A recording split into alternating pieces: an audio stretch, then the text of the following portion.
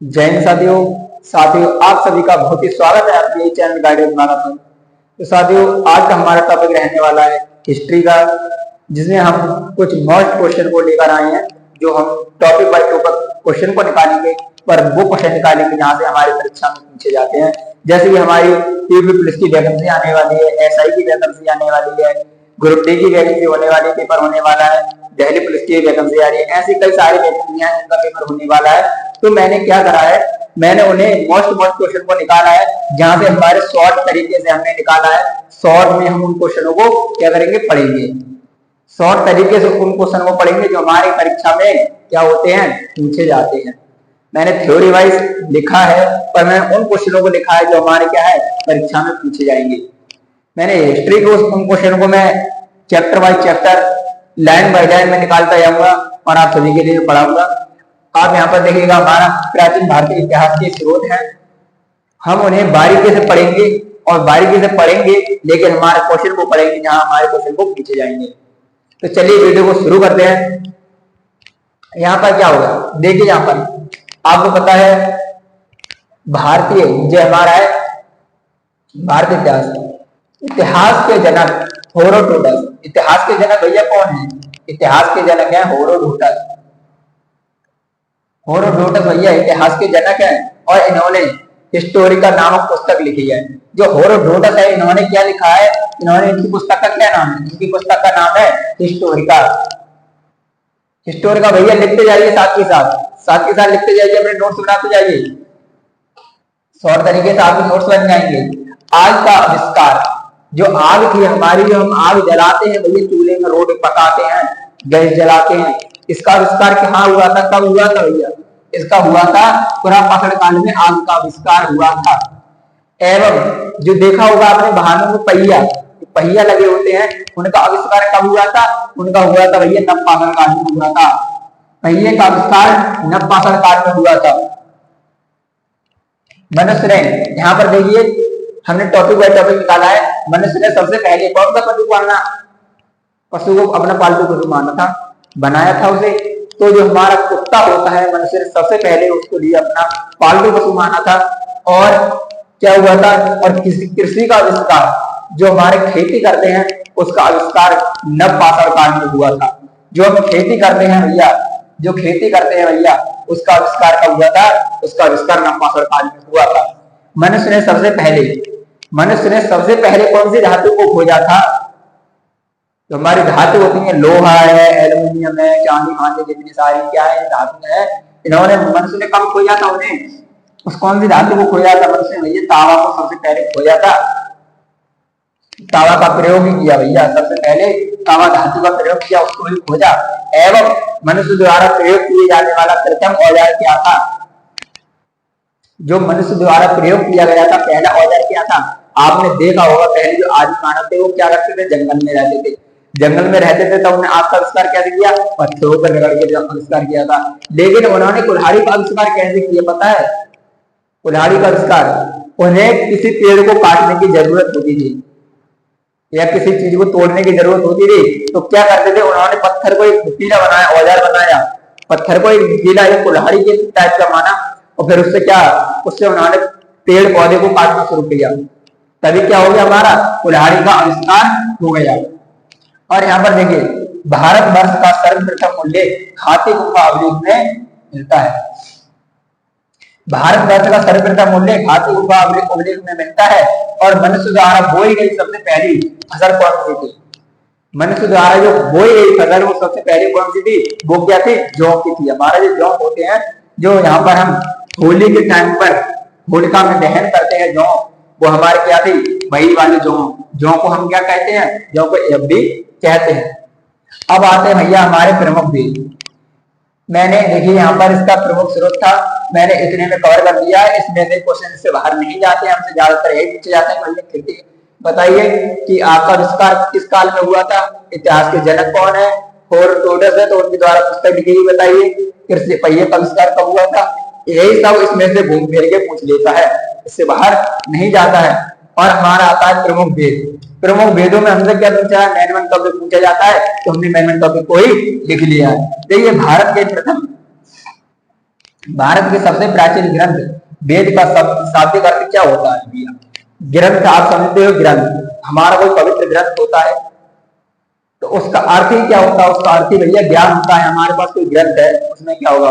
ज्ञान होगा। जैसे भागवत गीता, उसमें क्या है? बहुत सारी ऐसी चीजें लिखी गई, पवित्र ग्रंथ है वो भी। तो उसमें क्या है?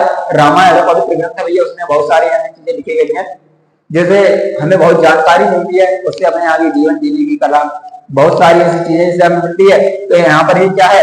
भारतवर्ष, भारत के सबसे प्राचीन ग्रंथ वेद का शाब्दिक अर्थ क्या है? ज्ञान है भैया, ज्ञान।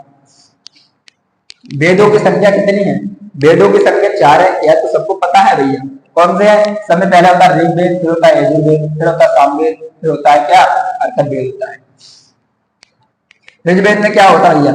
ऋग्वेद में क्या है? यह सबसे प्राचीन वेद है भैया। सबसे पहला वेद कौन सा है भैया? सबसे पहला वेद हमारा कौन सा है? ऋग्वेद है। इसमें 10 मंडल होते हैं भैया। इसमें पूछ लिया जाए भैया ऋग्वेद में बताइए कितने मंडल हैं भैया? 10 मंडल हैं। पूछ लिया सूक्त कितने भैया? 1028 सूक्त है भैया। लिखते जाइए, साथ साथ कॉपी पर लिखते जाइए भैया, आपके हाथ ही हाथ याद होते जाएंगे। हिस्ट्री के लिए आप ऐसे रट लोगे, समझ ले, प्रकाश रट जाएगी आपकी हिस्ट्री। आपसे कोई कहीं से भी क्वेश्चन पूछ ले तो आप उसे हाल की हाल बताओगे। और मैं शॉर्ट तरीके से बताऊंगा, मात्र ज्यादा से ज्यादा मैं 10 वीडियो के अंदर, थोड़ी थोड़ी देर की वीडियो होंगी मेरी, 10 वीडियो के अंदर पूरी की पूरी हिस्ट्री को खत्म कर दूंगा। अब यहाँ पर देखिए हमसे पूछा है मंत्र कितने भैया? 10,462 मंत्र है भैया। 10,462 मंत्र है भैया। हमसे पूछा है गायत्री मंत्र, यहाँ पर दिया है हमारा, यहाँ पर देवता सोम का उल्लेख इसके 90 मंडल में मिलता है। जो हमारा देवता सोम है, सोम देवता है, उसका कहाँ मिलता है भैया? उसका उल्लेख कहाँ मिलता है? इसके 90 मंडल में मिलता है। किसके? ऋग्वेद के 90 मंडल में मिलता है सोम देवता का उल्लेख। गायत्री मंत्र जिसकी रचना, गायत्री मंत्र जिसकी रचना भैया किसने की थी? गायत्री मंत्र जिसकी रचना ऋषि विश्वामित्र ने की थी। गायत्री मंत्र की रचना, गायत्री मंत्र जिसकी रचना ऋषि विश्वामित्र ने की थी और उसका उल्लेख कहाँ मिलता है? ऋग्वेद के 3रे मंडल में भैया मिलता है। जो गायत्री मंत्र है, गायत्री मंत्र आप सभी को पता है कौन सा है हमारा? ओम भूर्भुवस्वः तस्य वितुर्वरेण्यं भर्गो देवस्य धीमहि धियो यो न प्रचोदयात्। यह हमारा गायत्री मंत्र है। इसकी रचना किसने की थी भैया? ऋषि विश्वामित्र ने की थी। और इसका उल्लेख कहाँ मिलता है भैया? ऋग्वेद के 3रे मंडल में मिलता है। और हमारे वेद हैं, हमारे वेद कौन कौन से बच्चे हैं? यजुर्वेद, सामवेद और अथर्ववेद बच्चे हैं, वो मैं अभी आपके लिए करा रहा हूँ। अब है हमारा यजुर्वेद। यजुर्वेद में क्या होता है भैया? यजुर्वेद में यह वेद गद्य एवं पद दोनों में लिखा जाता है। जो हमारा यजुर्वेद होता है वो गद्य एवं पद दोनों में लिखा होता है और इसमें ज्यादा कुछ खास नहीं है, इसलिए इसमें से ज्यादा क्वेश्चन भी नहीं बनता है, तो हमने इसे जैसा ही रखा है, हमने बता दिया है। बस हमने पूछ लिया था कि भैया बताइए यजुर्वेद किस भाषा में किस भाषा में लिखा गया है? यहाँ पर हमारा है गद्य एवं पद में। अब आता है हमारा सामवेद भैया। सामवेद क्या होता है? इस वेद में संगीत की जानकारी मिलती है। जो हमारे जितने भी गाने हैं भैया, जो आप गाने गाते हो, गाने सुनते हो, जितने भी हैं, जो लेडियां गाती हैं, जितने भी हैं, सब कुछ है, वो हमारा किसमें आता है भैया? वो हमारा सामवेद में आता है। और इसीलिए इसे भारतीय संगीत का जनक भी कहा जाता है भैया। आपसे पूछा जाए भारतीय संगीत का जनक किस वेद को कहा जाता है, तो आप क्या कहोगे भैया? सामवेद को भारतीय संगीत का जनक कहा जाता है। और आगे आता है हमारा अथर्ववेद। अथर्ववेद में क्या होता है? अथर्ववेद है, यह सबसे बाद में लिखा हुआ वेद है, इसे आधुनिक वेद भी कहते हैं। जो हमारा अथर्ववेद है वह सबसे बाद में तो लिखा गया है, लेकिन इसे आधुनिक वेद भी कहते हैं। और इसमें होता क्या है जो आप जानते होंगे? शादी, विवाह, प्रेम, जादू, टोना, तंत्र, मंत्र, जितने भी देखे होंगे आपने। जो बाबा सुने हैं कहते हैं अरे वहां चले जाइए, वो क्या बोलते हैं, याद नहीं आ रहा है, कि बोलते हैं कि उस बाबा के पास चले जाइए भैया, वहां वो आपके लिए उसमें वशीकरण कर देता है, ये कर देता है, वो कर देता है। जो वशीकरण होते हैं जितने भी, शादी, विवाह, प्रेम, जितने भी होते हैं, वो किसमें आते हैं? किसके अंतर्गत आते हैं भैया? ये आते हैं अथर्ववेद के अंतर्गत आते हैं। यहाँ पर देखिए हमारा क्या है? अथर्ववेद सबसे पुराना वेद है, इसे आधुनिक वेद भी कहते हैं।